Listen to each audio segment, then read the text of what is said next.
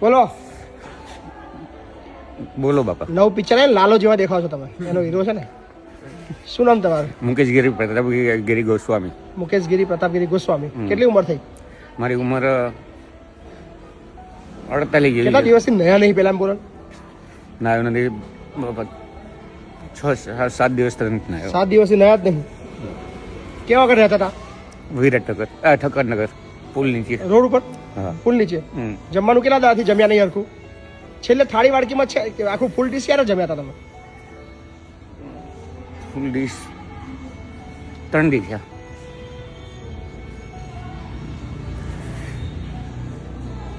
કેટલા ટાઈમથી, કેટલા વર્ષોથી આવી જિંદગી છે તમારી? 7 વર્ષ થયા. 7 વર્ષથી આવી જિંદગી છે. પહેલા આખો પરિવાર હતો તમારો? હા. કોણ હતો તમારા પરિવારમાં? બધાય છે, ભાઈ ભાઈઓ બધાય છે. તમારી 5 પત્ની? બહેનો છે. મારી પત્ની બીજા લગ્ન કરી લીધા. બીજા મેરેજ કરી લીધા. હમ. ત્યારથી તમારી જિંદગી આખી બદલાઈ ગઈ, એના ગમની અંદર આવી ગયા, હે ને? તમે ડ્રાઇવિંગ કરતા હતા મેં સાંભળ્યું, હમ. બસ ચલાવતા હતા, બસ ચલાવતો. તો આ પગમાં કેમ આવું થઈ ગયું? પેરાલિસિસ થઈ ગયો છો? ના, આમાં મારી જોડીનો ડ્રાઈવર હતો ને, હમ. એને કાવું માર્યું ને, હમ. તો હું દરવાજામાં બહાર ફેંકાયો હતો. ઓહો હો હો. ક્યાંથી મળ્યા તમને? અમને ઠક્કરનગર બ્રિજ નીચેથી મળ્યા. બાપુનગર જે કહેવાય ને એરિયા, ખોડિયાલનગર, ત્યાં ઠક્કરનગર બ્રિજની નીચે હતા એરા. શું નામ તમારું? મુકેશ ગિરી પ્રતાપગીરી મુકેશ ગોસ્વામી. ગિરી પ્રતાપગીરી ગોસ્વામી. વાહ. આમના ભાઈના ઘરે અમે રૂબરૂ મુલાકાત લીધી છે. હા. હવે આમના ભાઈનું કેવું હોય છે કે અમારે એમની જોડે કોઈ લેવા દેવા છે નહીં. કઈ કઈ વાંધો નહીં, આપણે તમારા જોડે લેવા દેવા છે.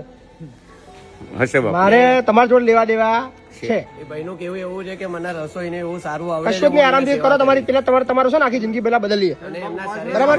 બાપુ પાછળ બધું છાલા પડી ગયા છે. ઓપરેશન કરાવવાનું કોને માર્યું છે? એમને ઓપરેશન કરાવ્યું. અમને 3-4 દિવસ ચાંદા પહેલા પડી મળ્યા હતા. 3-4 ચાંદા પડી ગયા છે. આપણે ગાડલા ને એવું આપ્યું તો પણ કોક ને કોક લઈ જાય છે. રોડ ઉપર જ નીચે ચાંદા, એટલે પડી ગયા ચાંદા. હમ. પછી દવા કરાવું છું, તમારે બધું બદલું છું, તમે ટેન્શન ના લો. ઓપરેશન કરાયેલું છે અને કે મારે હજુ પાછું ફેરથી કઈ ખાટ કઈ વાંધો નહીં, જોઈ લઉં છું, ચિંતા ના કરો. હલો, લઈ લઉં છું, બરાબર. ફેરથી કે ઓપરેશન